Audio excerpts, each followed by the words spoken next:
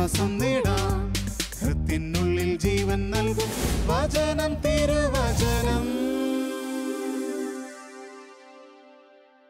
ഈശോയിൽ ഏറ്റവും പ്രിയപ്പെട്ട സഹോദരങ്ങളെ, യോഹന്നാൻ സുവിശേഷം 10-ാം അധ്യായം 10-ാം തിരുവചനം. ഈശോ പറഞ്ഞു, ഞാൻ വന്നിരിക്കുന്നത് നിങ്ങൾക്ക് ജീവൻ ഉണ്ടാകുവാനും അത് സമൃദ്ധമായിട്ട് ഉണ്ടാകാനുമാണ്. ഈശോ നമുക്ക് തരുന്ന ജീവൻ പലതരത്തിലുണ്ട്. വചനത്തിൻ്റെ ജീവൻ, വിശുദ്ധ കുർബാനയുടെ ജീവൻ, പരിശുദ്ധ കൂദാശകളുടെ ജീവൻ, എല്ലാം നമ്മുടെ ജീവിതത്തെ കൂടുതൽ കൂടുതൽ പ്രബുദ്ധമാക്കുന്ന ഒരു അനുഭവത്തിലേക്ക് നമ്മുടെ ജീവിതത്തെ കടത്തിവിടുന്നു. ഞാൻ വന്നിരിക്കുന്നത് നിങ്ങൾക്ക് ജീവൻ ഉണ്ടാകുവാൻ, അത് സമൃദ്ധമായിട്ട് ഉണ്ടാകുവാൻ. നമുക്ക് സമൃദ്ധി നൽകുന്ന ഈ പരിശുദ്ധമായ കൂദാശയാണ് ദിവ്യകാരുണ്യം, വിശുദ്ധ കുർബാന എന്നുള്ളത് നാം കാണുകയാണ്. വിശുദ്ധ മാർഗരറ്റ് മേരി അലക്കോക്ക് ആ വിശുദ്ധ ഇങ്ങനെ പറയുകയുണ്ടായി, സദാ ജ്വലിച്ചുകൊണ്ടിരിക്കുന്ന ഒരു പന്തം പോലെ ദിവ്യകാരുണ്യ സന്നിധിയിൽ, എൻ്റെ ദിവ്യനാഥൻ്റെ സന്നിധിയിൽ ഞാൻ ജ്വലിച്ചുകൊണ്ടിരിക്കുകയാണ്. സദാ ജ്വലിച്ചുകൊണ്ടിരിക്കുന്ന ഒരു പന്തം പോലെയെന്ന്.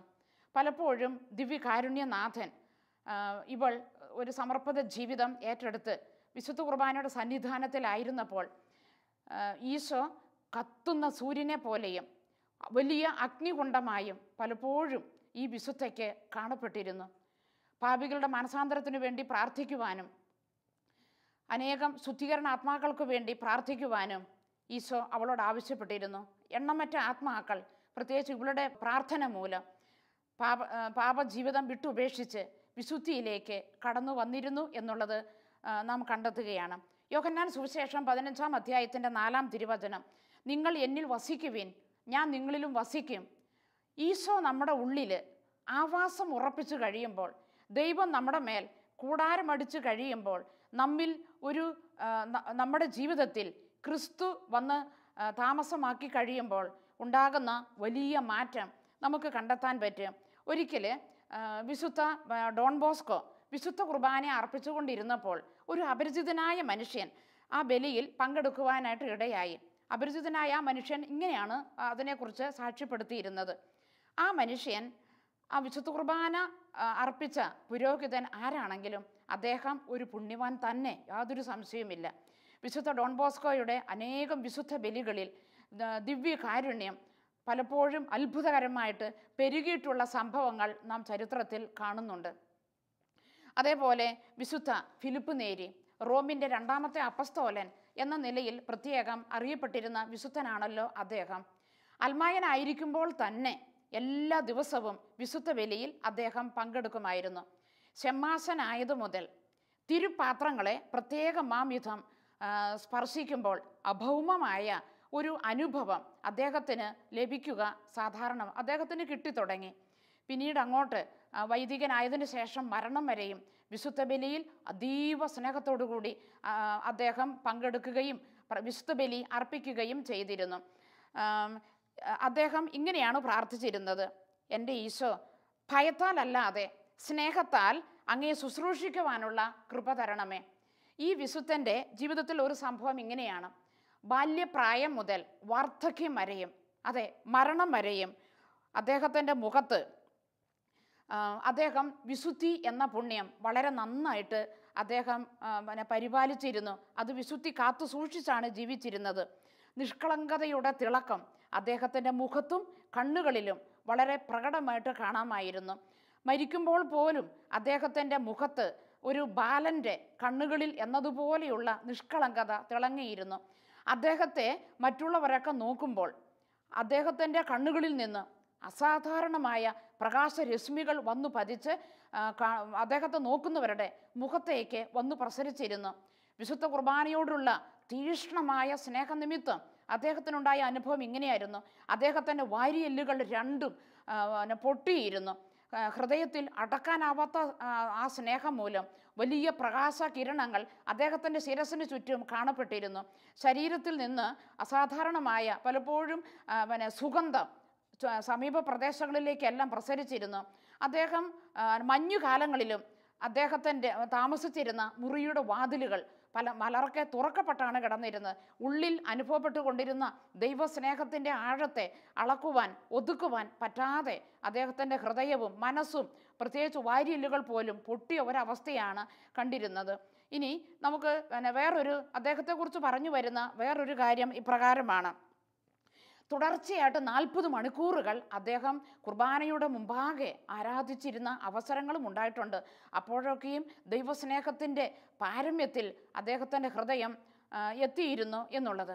യോഹന്നാൻ സുവിശേഷം 5-ാം അധ്യായത്തിൽ 35-ാം തിരുവചനം ഈശോ സ്നാപകനെ കുറിച്ച് ഇങ്ങനെ പറഞ്ഞു: കത്തി ജ്വലിക്കുന്ന വിളക്കായിരുന്നു അവൻ, കത്തി ജ്വലിക്കുന്ന വിളക്കായിരുന്നു അവൻ. ഇതാ ദൈവം നമ്മുടെ ഉള്ളിൽ, യോഹന്നാൻ സുവിശേഷം 15-4, നിങ്ങൾ എന്നിൽ വസിക്കുവിൻ, ഞാൻ നിങ്ങളിലും വസിക്കും. 15-5 തിരുവചനം, ആര് എന്നിലും ഞാൻ അവനിലും വസിക്കുന്നുവോ അവൻ ഏറെ ഫലം പുറപ്പെടുവിക്കുന്നു. ആര് എന്നിലും ഞാൻ അവനിലും വസിക്കുന്നുവോ അപ്പോൾ ഈശോ നമ്മിലും നാം ഈശോയിലും എന്നുള്ള ആ ഒരു അവസ്ഥാവിശേഷം വന്നു കഴിയുമ്പോൾ നമ്മുടെ ജീവിതം വളരെ വളരെ വളരെ ഫലദായകമായിട്ട് മാറുന്ന ഒരനുഭവമാണ് നാം കാണുന്നത്. ഒത്തിരി ഫലം പുറപ്പെടുവിക്കുവാൻ, ഒരുപാട് ഫലം നിറഞ്ഞ ഒരു നല്ല ജീവിതത്തിൻ്റെ ഉടമകളാകുവാൻ സ്വർഗം നമ്മെ സഹായിക്കുന്ന ചില അനുഭവങ്ങൾ നാം കണ്ടെത്തുകയാണ്. പ്രിയപ്പെട്ട സഹോദരങ്ങളെ, ഒരു ഇടവകയിൽ 750-800ഓളം ഇടവക അംഗങ്ങൾ ജീവിച്ചിരുന്ന ഒരു ഇടവകയിൽ ഒരമ്മച്ചി ഉണ്ടായിരുന്നു. ഈ അമ്മച്ചി എന്നും പള്ളിയിൽ പോകും. എന്നിട്ട് ദേവാലയത്തിൽ അൾത്താരയുടെ സമീപത്തായിട്ട് ഏറ്റവും മുമ്പിൽ പോയി മുട്ടുകുത്തി നിന്ന് പ്രാർത്ഥിക്കും. വിശുദ്ധ ബലിയിൽ വിശുദ്ധ കുർബാന സ്വീകരണ സമയത്ത് ഈ അമ്മച്ചി ആദ്യം പോയിട്ട് പരിശുദ്ധ കുർബാന സ്വീകരിച്ചിട്ട് ഇടവക ജനം മുഴുവനും 800-1000 ഒക്കെ വരുന്ന ഇടവക ജനം മുഴുവനും വിശുദ്ധ കുർബാന സ്വീകരിച്ചു കഴിയുന്നോടം വരെ മുട്ടുകുത്തി നിന്ന് അമ്മച്ചി ഈശോയ്ക്ക് നന്ദിയും സ്തുതിയും ആരാധനയും സ്തോത്രവും എല്ലാം സമർപ്പിച്ചിരുന്നു. അമ്മ പറയുകയാണ്, വിശുദ്ധ കുർബാന സ്വീകരിക്കുമ്പോൾ ഒരു തീക്കട്ട എൻ്റെ തൊണ്ടയിൽ കൂടി ഇറങ്ങിപ്പോകുന്ന അനുഭവമാണ് എനിക്ക് ഉണ്ടായിക്കൊണ്ടിരിക്കുന്നത്. അതുകൊണ്ട് എനിക്ക് ഈശോയെ സ്നേഹിക്കാതിരിക്കുവാൻ വയ്യ. വേറൊരു സഹോദരി ഇങ്ങനെയാണ് പറയുന്നത്.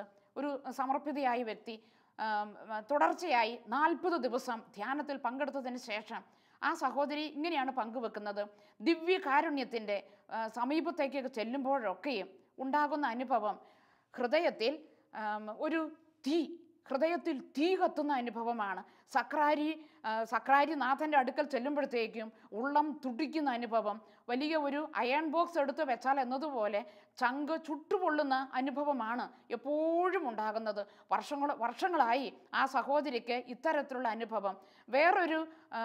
ഒരു വ്യക്തി പങ്കുവെക്കുന്നത് ഇങ്ങനെയാണ്: എപ്പോഴൊക്കെയും പള്ളിയിലേക്ക് സക്രാരിയുടെ അടുക്കലേക്ക് ചെല്ലുന്നുണ്ടോ, വിശുദ്ധ കുർബാനയിൽ പങ്കെടുക്കുന്നുണ്ടോ, അപ്പോഴൊക്കെ കണ്ണുനീര് അണമുറിയാതെ ഇങ്ങനെ ഒഴുകിക്കൊണ്ടിരിക്കുന്ന അനുഭവമാണ്.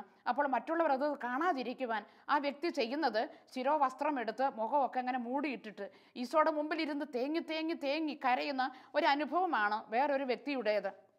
വിലാപങ്ങളുടെ പുസ്തകം 2-ാം അധ്യായത്തിൻ്റെ 18-19 തിരുവചനം, ഓരോ പ്രഭാതത്തിലും കർത്താവിൻ്റെ സ്നേഹം പുതിയതാണ്. വിലാപങ്ങളുടെ പുസ്തകം 3-ാം അധ്യായത്തിൻ്റെ 22-23 വചനത്തിൽ, സിയോൻ പുത്രി രാത്രിയുടെ യാമങ്ങളിൽ ഉണർന്നിരുന്ന് നാൽക്കവലകളിൽ മരിച്ചു വീഴുന്ന നിന്റെ മക്കളെ ഓർത്ത് നിലവിളിക്കുക. അങ്ങനെ നിലവിളിച്ചു പ്രാർത്ഥിക്കുവാനുള്ള ഒരു വൻ കൃപ ഇതുപോലെയുള്ള നിരന്തരമായ ദിവ്യകാരുണ്യ സമ്പർക്കത്തിലൂടെ ഇങ്ങനെയുള്ള ഓരോ വ്യക്തികൾക്കും കൊടുത്തതായിട്ട് കാണുകയാണ്. ഈ അടുത്ത ദിവസം ഒരു വീട്ടമ്മ എന്നോട് ഇങ്ങനെ പങ്കുവെക്കുകയുണ്ടായി. ഷാലോം TV തുറന്നു വെച്ച് ഇങ്ങനെ കാണുമ്പോൾ, പ്രത്യേകിച്ച് രാവിലെയും വൈകുന്നേരമൊക്കെ ഉള്ള ജോലിയൊക്കെ കഴിഞ്ഞ് പകൽ സമയത്ത് ഷാലോം TVയുടെ മുമ്പിൽ ഇരുന്ന് അതിൻ്റെ അകത്തോടെ വരുന്ന ഓരോ പ്രോഗ്രാം ഇങ്ങനെ ശ്രദ്ധിച്ച് ഇങ്ങനെ പ്രാർത്ഥിച്ചുകൊണ്ടിരിക്കും. അപ്പോൾ അമ്മ പറയുന്നത് ഇങ്ങനെയാണ്: എന്തോ വലിയ ഭാരം, ലോകത്തിൽ നടക്കുന്ന ഓരോരോ കാര്യങ്ങളും ഓർത്ത് പൊട്ടി ഇങ്ങനെ കരയുകയാണ്. എന്നിട്ട് ഇങ്ങനെ ചങ്കു പൊട്ടി പ്രാർത്ഥിക്കുവാൻ, വലിയ ആത്മഭാരത്തോടെ പ്രാർത്ഥിക്കുവാനുള്ള കൃപ ഈശോ ഈ സഹോദരിക്ക് ഇതാ കൊടുത്തു കഴിഞ്ഞിരിക്കുന്നു. വേറൊരു കുടുംബനാഥൻ, 70 വയസ്സുള്ള ഒരു കുടുംബനാഥനാണ്. അദ്ദേഹം ഇങ്ങനെ ഒരു ധ്യാനത്തിനൊക്കെ പങ്കെടുത്തതിന് ശേഷം എന്നും പള്ളിയിൽ പോകും, പ്രാർത്ഥിക്കും. എന്നിട്ട് വീട്ടിൽ ഇരുന്നു കൊണ്ട് ആ മനുഷ്യൻ ഇങ്ങനെയാണ് ഉണ്ടായിക്കൊണ്ടിരിക്കുന്നത്. 12 മണി രാത്രി, 1 മണി 2 മണി സമയത്തൊക്കെ അദ്ദേഹത്തെ ഈശോ വിളിച്ചെഴുന്നേൽപ്പിക്കും. രാത്രിയുടെ യാമങ്ങളിൽ ഉണർന്നിരുന്ന് പ്രാർത്ഥിക്കുന്ന അനുഭവമാണ്. കണ്ണുനീരോടെ പ്രാർത്ഥിക്കും. ഹൃദയം ചുട്ടുപൊള്ളുന്ന അനുഭവമാണ്. ഈശോയുടെ സാന്നിധ്യം അവിടെ സജീവമായി അനേകം പേർക്ക് വേണ്ടി ഈ മനുഷ്യൻ ഇങ്ങനെ വളരെ തീവ്രമായിട്ട് ഇങ്ങനെ പ്രാർത്ഥിച്ചു കൊണ്ടിരുന്നു. പ്രിയപ്പെട്ട സഹോദരങ്ങളെ, ഈ കുടുംബനാഥൻ്റെ പ്രാർത്ഥനയുടെ ഫലമായിട്ട് ആ പ്രദേശത്തുള്ള 10-30 കുടുംബങ്ങൾ അടുത്തുള്ള ധ്യാന കേന്ദ്രത്തിലേക്ക് എത്തി. അവരിങ്ങനെ പാപജീവിതം ഉപേക്ഷിച്ച് ദിവ്യകാരുണ്യത്തെ, വിശുദ്ധ കുർബാനയിൽ ഈശോയെ സ്നേഹിക്കുന്ന അതിശക്തമായ അനുഭവത്തിലേക്ക് വന്നിട്ടുള്ളതായിട്ട് ഈശോ ഇങ്ങനെ കാണിച്ചിരിക്കുകയാണ്. വീണ്ടും നമ്മൾ വേറൊരു സംഭവം, യോഹന്നാൻ സുവിശേഷം 15-ാം അധ്യായത്തിൻ്റെ 7-ാം തിരുവചനം, നിങ്ങൾ എന്നിൽ വസിക്കുകയും എൻ്റെ വാക്കുകൾ നിങ്ങളിൽ നിലനിൽക്കുകയും ചെയ്യുന്നു. ഇഷ്ടമുള്ളത് ചോദിച്ചു കൊള്ളുക, നിങ്ങൾക്ക് ലഭിക്കും. ഇഷ്ടമുള്ളത് ചോദിച്ചു കൊള്ളുക.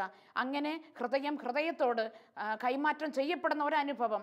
1 പത്രോസ് 3-ാം അധ്യായത്തിൻ്റെ 15-ാം തിരുവചനം, യേശുക്രിസ്തുവിനെ കർത്താവായി ഹൃദയത്തിൽ പൂജിക്കുവിൻ.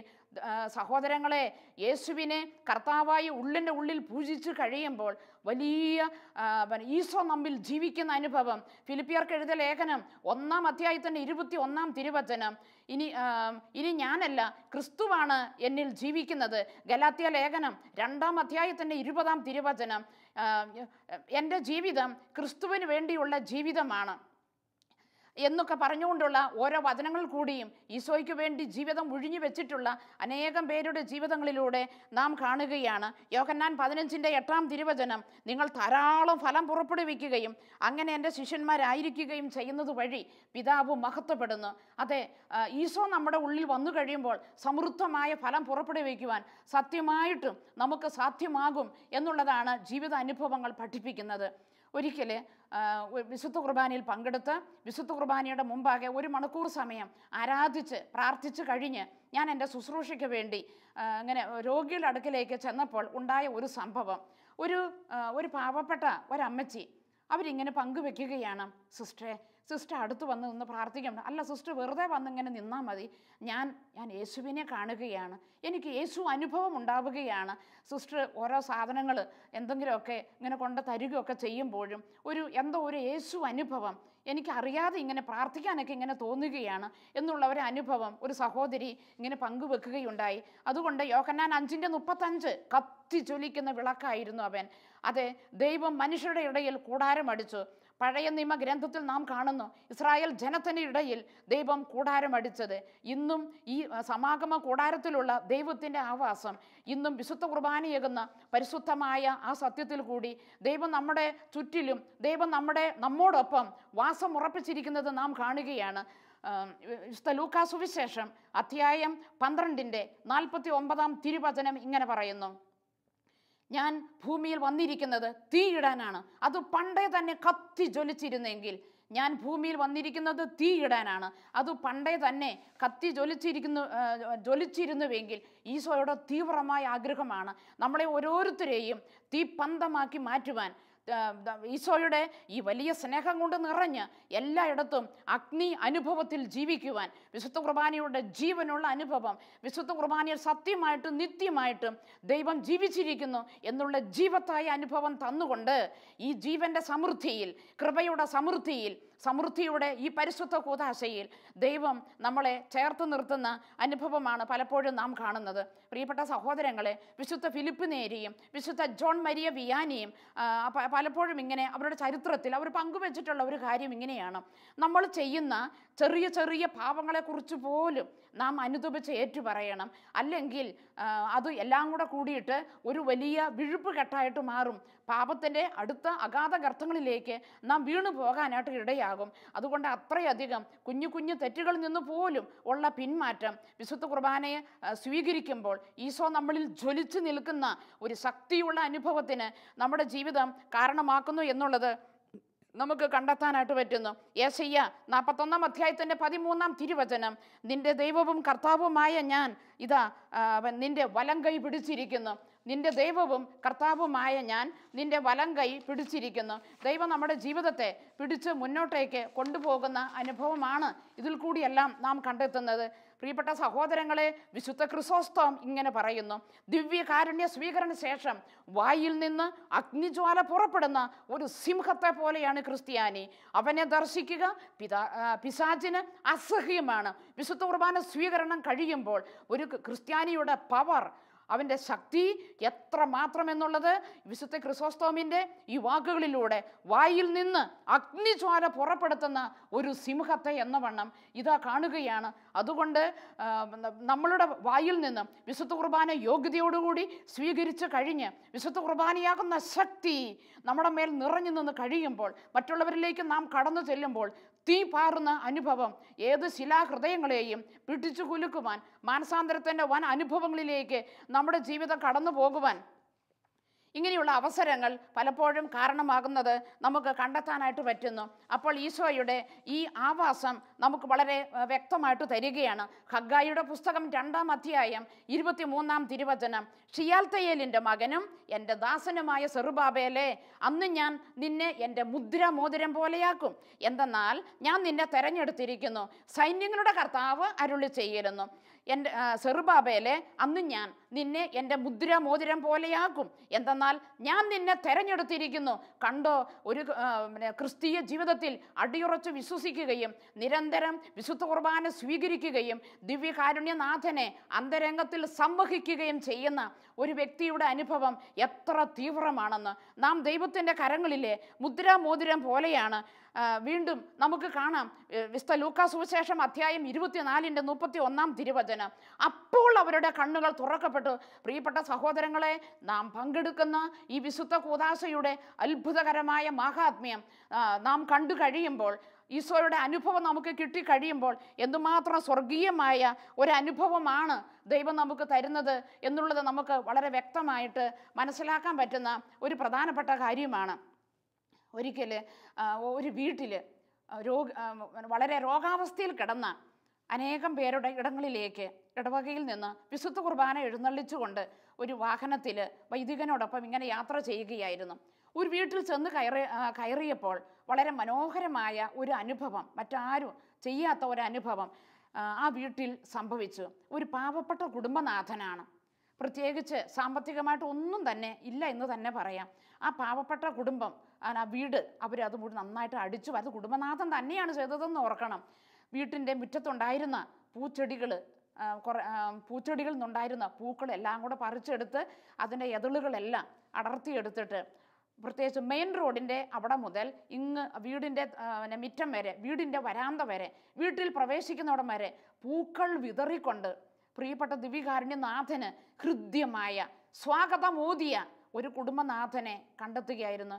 സഹോദരങ്ങളെ, ഇന്നു വരെയുള്ള ജീവിത അനുഭവത്തിൽ ഇങ്ങനെ ചെയ്തിട്ടുള്ള, അതും ദിവ്യകാരുണ്യത്തിന് ഒരു വീട്ടിലേക്ക് ഈശോ കടന്നു ചെന്നപ്പോൾ ആ വീട്ടിലുള്ള ആ കുടുംബനാഥൻ്റെ ഭാര്യ സുഖമില്ലാതെ കിടക്കുന്ന അവസ്ഥയിൽ കുമ്പസാരിപ്പിക്കുവാനും വിശുദ്ധ കുർബാന കൊടുക്കുവാനും വേണ്ടി അച്ഛൻ അവിടെ ചെന്നപ്പോൾ ഈശോയ്ക്ക് കൊടുത്ത ഹൃദ്യമായ സ്വാഗതം. അപ്പോൾ പുഷ്പങ്ങൾ മലർക്കെ വിതറി ആ കുടുംബനാഥൻ ചെയ്തത് എത്രയോ മാതൃകാപരമാണ്. സ്വർഗം അതിൽ തീർച്ചയായിട്ടും സന്തോഷം കൊണ്ടിട്ടുണ്ട് എന്നുള്ളതാണ് ഒരു പ്രധാനപ്പെട്ട കാര്യം. നമുക്ക് വേറൊരു കാര്യം മനസ്സിലാക്കാനായിട്ട് പറ്റും. വിശുദ്ധ പാസ്കൽ ബെയ്ലോൺ ഇങ്ങനെയാണ് ചെയ്തിരുന്നത്. അദ്ദേഹം ഇങ്ങനെ പ്രാർത്ഥിച്ചിരുന്നു, ദിവ്യകാരുണ്യനാഥ, എന്നെയും ഒരു ദിവ്യകാരുണ്യ ആരാധകനാക്കി മാറ്റണമേ, ഒരു ദിവ്യകാരുണ്യ പ്രേക്ഷിതനാക്കി എന്നെയും മാറ്റണമേ. വിശുദ്ധ പാസ്കൽ ബെയ്ലോൺ ഇങ്ങനെയാണ് അദ്ദേഹം എപ്പോഴും പ്രാർത്ഥിച്ചിരുന്നത്. നമുക്ക് ആ പ്രാർത്ഥന ഒരിക്കൽ കൂടി ഒന്ന് ഓർത്തു നോക്കാം. ദിവ്യകാരുണ്യനാഥ, എന്നെയും ഒരു ദിവ്യകാരുണ്യം ആക്കി മാറ്റണമേ, എന്നെ ദിവ്യകാരുണ്യത്തിൻ്റെ ഒരു ആരാധകനാക്കി എൻ്റെയും ജീവിതത്തെ മാറ്റണമേ എന്ന് അദ്ദേഹം സദാപി പ്രാർത്ഥിച്ചു കൊണ്ടിരുന്നു. ഇത് നമ്മൾ കണ്ടല്ലോ, ദിവ്യകാരുണ്യം നമ്മുടെ ജീവിതത്തെ എത്രയേറെ പരിപോഷിപ്പിക്കുന്നു എന്നുള്ളത്. വിശുദ്ധ കുർബാനയോട്, നിരന്തരമായ ബലിയോട് വലിയ താല്പര്യം കാണിക്കുന്നതിന് വേണ്ടി ഒരു കുടുംബനാഥൻ ചെയ്തിരുന്ന ഒരു പ്രധാനപ്പെട്ട കാര്യം ഇതാണ്. ആ കുടുംബത്തിൽ 2 തരത്തിലുള്ള അത്ഭുതം നടന്നു. ഒന്ന്, അവരുടെ വീട്ടിലുള്ള ഇളയ കുഞ്ഞ് അത് നേഴ്സറി ക്ലാസ് മുതലേ പിന്നെ 3-4 കിലോമീറ്റർ നടന്നു പള്ളിയിൽ പോകണം എന്നും പതിവായി മാതാപിതാക്കളോടൊപ്പം നടന്ന് പള്ളിയിൽ വരികയും തിരിച്ചും അങ്ങോട്ട് നടന്ന് പള്ളിയിൽ വന്ന് മുട്ടുകുത്തി വലിയ ദിവ്യകാരുണ്യ വിശുദ്ധ കുർബാനയിലുള്ള ആ ഒരു ലഹരിയിൽ ആ കുഞ്ഞിൻ്റെ ജീവിതത്തിൻ്റെ എല്ലാം വിശുദ്ധ കുർബാനയായിട്ട് മാറിയ അനുഭവമാണ് ആ കുഞ്ഞിന് ദൈവം കൊടുത്ത സമ്മാനം. രണ്ടാമത്തെ കാര്യം, ആകപ്പാടെ ഇവർ ചെറിയ ഒരു കുടുംബമാണ്. കുടുംബത്തിൻ്റെ വരുമാനം എന്ന് പറയുന്നത് 90 റബ്ബർ മരങ്ങളാണ് ആകെ അവർക്കുള്ളത്. അപ്പോൾ വളരെ ചെറിയതായിട്ടുള്ള ഇവരുടെ ആ ജീവിത പശ്ചാത്തലത്തിൽ ഉപജീവന മാർഗമായ ഈ റബ്ബർ മരം വെട്ടിയാണല്ലോ അവർ ജീവിക്കുന്നത്. ഈ 90 റബ്ബർ മരത്തിൻ്റെയും ചുറ്റിലും നടന്ന് ഞായറാഴ്ച ഒഴികെയുള്ള 6 ദിവസവും കുടുംബനാഥനും ഭാര്യയും മക്കളും അതിന് ചുറ്റിലും നടന്ന് സങ്കീർത്തനം 91 എപ്പോഴും ചൊല്ലും. അതേപോലെ ചില ജീവനുള്ള വചനങ്ങളും ദൈവത്തിൻ്റെ ചില വചനഭാഗങ്ങളും ചൊല്ലിക്കൊണ്ട് വചനവും ഏറ്റു പറഞ്ഞുകൊണ്ട് ഈ റബ്ബർ മരത്തിന് ചുറ്റും ഇങ്ങനെ അങ്ങ് നടക്കും. അത്ഭുതമെന്ന് പറയട്ടെ, 500-600 റബ്ബർ തോട്ടമുള്ള മറ്റുള്ളവരുടെയൊക്കെ റബ്ബർ തോട്ടത്തിന് നിന്നും വെട്ടിക്കിട്ടുന്ന അത്രയും അതിന് തുല്യം ഇവരുടെ 90 റബ്ബർ മരത്തിൽ നിന്നും, പ്രത്യേകിച്ച് റബ്ബർ വെട്ടുമ്പോൾ ടാപ്പിംഗ് ചെയ്യുമ്പോൾ ഉറവക്കണ്ണി പൊട്ടുന്നത് പോലെ ചിരട്ട നിറച്ചും പാല് ദൈവം കൊടുത്ത ഓരോ റബ്ബർ മരത്തെയും അവർ ചെയ്യുന്ന ഓരോ കാര്യത്തെയും സ്വർഗം അനുഭവിച്ച അനുഭവമാണ്. അതുകൊണ്ട് ഇതാണ് അവിടുന്ന് വചനം ഇങ്ങനെ പറയുന്നു, നിങ്ങൾ എന്നിൽ വസിക്കുകയും എൻ്റെ വാക്കുകൾ നിങ്ങൾ നിലനിൽക്കുകയും ചെയ്യുന്നെങ്കിൽ ഇഷ്ടമുള്ളത് ചോദിച്ചു കൊള്ളുക. ദിവ്യകാരുണ്യ ആവാസം നമ്മിൽ നിറഞ്ഞു നിന്ന് കഴിയുമ്പോൾ തൊടുന്നതെല്ലാം പൊന്നാകുന്ന അനുഭവമാണ്. അതുകൊണ്ട് യോഹന്നാൻ 15:4 നിങ്ങൾ എന്നിൽ വസിക്കുവിൻ, ഞാൻ നിങ്ങളിലും വസിക്കും. നിങ്ങൾ എന്നിൽ വസിക്കുവിൻ, ഞാൻ നിങ്ങളിലും വസിക്കും. പ്രിയപ്പെട്ട സഹോദരങ്ങളെ, ഈശോയെ സ്വീകരിച്ച് കഴിയുന്ന നാം മറ്റൊരു സിംഹമായി, മറ്റൊരു വലിയ ശക്തിയായി, സ്വർഗത്തിൻ്റെ ദൈവത്തിൻ്റെ വൻ ശക്തി നിറഞ്ഞവരായി നാം മാറുകയല്ലേ? ദൈവത്തിന് വേണ്ടി വൻ കാര്യങ്ങൾ ചെയ്യുന്നവരായി നാം മാറുന്നത് നാം കണ്ടെത്തുകയാണല്ലോ ചെയ്യുന്നത്. വീണ്ടും മനസ്സിടിഞ്ഞവരിലേക്ക്, അനേകം ജീവിതങ്ങളിലേക്ക് വിശുദ്ധ കുർബാനയുടെ ശക്തി ഇറങ്ങി വന്നു കഴിയുമ്പോൾ പുതുതായിട്ട് അത്ഭുതകരമായ ദൈവകൃപയുടെ ഒഴുക്ക് അവരുടെ ജീവിതത്തിൽ ഉണ്ടാകുന്നതാണ് ഞാൻ കണ്ടിട്ടുള്ളത്. രോഗാവസ്ഥയിൽ കിടന്ന ഒരു മനുഷ്യനുണ്ടായിരുന്നു. എലിപ്പനിയും ടൈഫോയിഡും ഒന്നിച്ച് കയറിപ്പിടിച്ച് മരണകരമായ അവസ്ഥയിലെത്തിയ ഒരു കുടുംബനാഥനുണ്ടായിരുന്നു. വളരെ പ്രായം കുറഞ്ഞ ഒരു മനുഷ്യനാണ്. ആ മനുഷ്യൻ്റെ അടുക്കൽ ഭാര്യ ഇരുന്ന് ഏങ്ങലടിച്ച് കരഞ്ഞുകൊണ്ടിരുന്നു. ഈ മനുഷ്യൻ്റെ അടുക്കിലേക്ക് ചെന്ന് അദ്ദേഹത്തെ ഒരു നല്ല കുമ്പസാരത്തിനൊരുക്കി വിശുദ്ധ കുർബാന സ്വീകരിക്കുവാനുള്ള എല്ലാ ഇടപാടുകളും ചെയ്തു. ബഹുമാനപ്പെട്ട വൈദികൻ വിശുദ്ധ കുർബാനയുമായി എഴുന്നള്ളിച്ചുകൊണ്ട് ഇദ്ദേഹത്തിൻ്റെ വീട്ടിലേക്ക് കടന്നു ചെന്നു. വിശുദ്ധ കുർബാന സ്വീകരിച്ച ആ മനുഷ്യനുണ്ടായ അനുഭവം എന്താണെന്നറിയാമോ? അന്ന് 2 കൂദാശകൾ ഒരേ സമയം സ്വീകരിച്ച ആ മനുഷ്യൻ, മരണത്തോട് മല്ലടിക്കപ്പെട്ട മനുഷ്യൻ, മെഡിക്കൽ കോളേജിലേക്ക് കൊണ്ടുപോക്കാളാൻ ഡോക്ടർമാർ റഫർ ചെയ്ത ആ കേസ്, ഈശോയെ, ജീവനുള്ള ഈശോയെ, സൗഖ്യദായകനായ ഈശോയെ സ്വീകരിച്ച് കഴിഞ്ഞപ്പോൾ അന്ന് ഒരൊറ്റ രാത്രി കൊണ്ട് തന്നെ ആ മനുഷ്യൻ്റെ രോഗം മുഴുവനും പരിച്ഛേദം വിട്ടുമാറിയ അനുഭവമാണ്.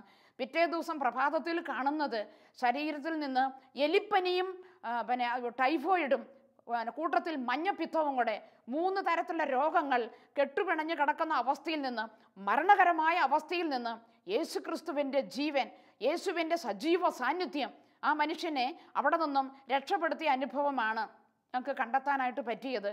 ഈശോ ഇന്നും ജീവിക്കുന്നു. വിശുദ്ധ കുർബാനയിലെ ഈശോ ഇന്നും ജീവിക്കുന്ന അനുഭവമാണ് നാം കണ്ടെത്തുന്നത്. അതുകൊണ്ട് സഹോദരങ്ങളെ, നമ്മുടെ ജീവിതത്തിലേക്ക് നാം സ്വീകരിക്കുന്ന ഈ പരിശുദ്ധ കൂദാശ ഏറ്റവും യോഗ്യതയോടുകൂടി സ്വീകരിക്കുവാൻ, മറ്റൊരു ക്രിസ്തുവായിട്ട് മാറുവാൻ, ജീവിതം ഈശോയെ കൊണ്ട് നിറയുവാൻ നാം എപ്പോഴും ശ്രമിക്കുമ്പോൾ അതിൻ്റെ അകത്ത് വൻ തോതിലുള്ള അനുഭവമാണ് നമുക്ക് വാരിക്കോരി ദൈവം തരുന്നത്. അനേകം വ്യക്തികളുടെയൊക്കെ ജീവിതത്തിൽ വിശുദ്ധ കുർബാനയാകുന്ന അത്ഭുത ശക്തി കൊണ്ട് വൻതോതിൽ ജീവിത വിജയം കൈവരിക്കുന്ന അനുഭവം ഞാൻ കണ്ടിട്ടുണ്ട്. ഒരു കുടുംബനാഥൻ, ഒരു കുടുംബജീവിതം നയിച്ചിരുന്ന ഒരു മനുഷ്യൻ, അദ്ദേഹം ഒരു ഉദ്യോഗസ്ഥനും കൂടിയായിരുന്നു. ഇങ്ങനെ പോയിരുന്ന അവസരങ്ങളിൽ ഒരു ദിവസം ഒരു ദുഃഖകരമായ ഒരു അനുഭവം അദ്ദേഹത്തിനുണ്ടായി. നല്ല സ്നേഹത്തിലാണ് ജീവിച്ചിരുന്നതെങ്കിലും ഭാര്യയും ഭർത്താവും അങ്ങോട്ടും ഇങ്ങോട്ടും 2 മാസമായി മിണ്ടിയിട്ട്. അപ്പോൾ ഭാര്യ ഇങ്ങനെ പറഞ്ഞു, ഞാൻ ആത്മഹത്യ ചെയ്യാൻ പോവുകയാണെന്ന്. അപ്പോൾ ഈ അവസരത്തിൽ എന്താ ചെയ്തെന്ന് ചോദിച്ചാൽ അവരോട് പറഞ്ഞു, ഒരു വിശുദ്ധ കുർബാന ഈ നിയോഗത്തിന് വേണ്ടി ഒന്ന് ചൊല്ലിച്ച് കാഴ്ചവെക്കാൻ പറഞ്ഞു. ഞാനും അവർക്ക് വേണ്ടി തീക്ഷ്ണമായിട്ട് പ്രാർത്ഥിച്ചു. സഹോദരങ്ങളെ, പിറ്റേ ദിവസം ഞാൻ കാണുമ്പോൾ പറയുകയാണ്, ഈ വ്യക്തി ചിരിച്ചുകൊണ്ട് പറയുകയാണ്, ആത്മഹത്യ ചെയ്യണമെന്നുള്ള ചിന്ത തന്നെ അപ്പോൾ തന്നെ വിട്ടുമാറി. ചെറിയ രീതിയിൽ സാത്താനെ ഇളക്കിവിട്ട ആ കെണിയിൽ നിന്ന് അവരുടെ കുടുംബം രക്ഷ പ്രാപിച്ച അനുഭവമാണ്. അതുകൊണ്ടല്ലേ പറയുന്നത് അപ്പസ്തോല പ്രവൃത്തി 16:31, കർത്താവായ യേശുവിൽ വിശ്വസിക്കുക, നീയും നിന്റെ കുടുംബവും രക്ഷ പ്രാപിക്കും. ജീവനുള്ള യേശു ക്രിസ്തുവിൻ്റെ ശക്തിയുള്ള അടയാളത്താൽ നാമും നമ്മുടെ കുടുംബവും നമ്മുടെ ദേശം മുഴുവനും രക്ഷയിലേക്ക് കടന്നു വരുന്ന അനുഭവം ദൈവം നമുക്ക് തരുമെന്നുള്ളതിന് യാതൊരു സംശയമില്ല. ഇതൊരു തീയുടെ അനുഭവമാണ്. വിശുദ്ധ കുർബാന സ്വീകരിച്ചു കഴിഞ്ഞ് നമ്മൾ എത്രയെത്ര വ്യക്തികളിൽ കാണുന്നു ഹൃദയത്തിൽ തീ വെച്ച അനുഭവം, അവരുടെ കണ്ണുകളിലെല്ലാം തീ നിറഞ്ഞു നിൽക്കുന്ന അനുഭവം, പിന്നെ ഹൃദയം മുഴുവനും സ്നേഹം കൊണ്ട് ത്രസിക്കുന്ന തുടിക്കുന്ന അനുഭവം എല്ലാം നാം ഇങ്ങനെ കണ്ടുകൊണ്ടിരിക്കുകയാണല്ലോ. അതുകൊണ്ട് ജീവൻ്റെ നാഥനായവനെ, ഇന്നും ജീവിക്കുന്നവനെ, ദൈവം മരിച്ചിരിക്കുന്ന ഒരു ദൈവമല്ല, ഇന്നും ജീവിക്കുന്നവനാണ് നമ്മുടെ ദിവ്യകാരുണ്യനാഥൻ. നമ്മിലും നമ്മുടെ ഇടവകയിലും നമ്മുടെ ദേശത്തും നമ്മുടെ ഹൃദയത്തിലും നമ്മുടെ കുടുംബങ്ങളിലും ഇന്ന് ഈശോ ജീവിക്കട്ടെ. അതുകൊണ്ടാണ് സ്നാപകൻ പറഞ്ഞത്, അവൻ വളരുകയും ഞാൻ കുറയുകയും വേണം. സ്നാപകനെ കുറിച്ച് ഈശോ പറഞ്ഞത് എന്താണ്? കത്തി ജ്വലിക്കുന്ന ഒരു വിളക്കായിരുന്നു അവൻ, കത്തി ജ്വലിക്കുന്ന ഒരു വിളക്കായിരുന്നു അവൻ. അതുകൊണ്ട് നമ്മുടെ ജീവിതം മുഴുവനും ഈ കാലഘട്ടത്തിൻ്റെ വെളിച്ചമായി മാറേണ്ടതാണ്. ഈശോ ഉള്ളിലേക്ക് കടന്നു വരുന്ന ഒരു വ്യക്തിക്ക് ഒരിക്കലും ഒരു മിനിറ്റ് സമയം പോലും വെറുതെ കളയാനില്ല.